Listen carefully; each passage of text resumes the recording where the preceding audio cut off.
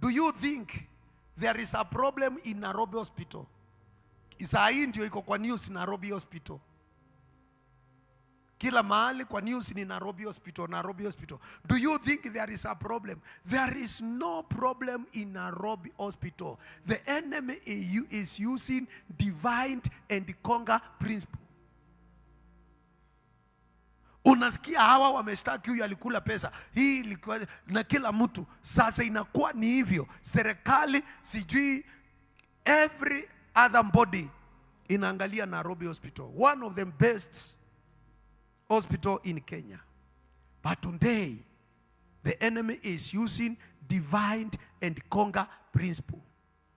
Ili hakikishe hiyo yote imejengwa tangu na wakati wa Kenyatta, wakati wa wakoloni, ikakuja Kenyatta, ikakuja Moi, ikakuja Kibaki, ikakuja hivyo hivyo mpaka leo ni Ruto. Sasa shetani anasema divide and conquer.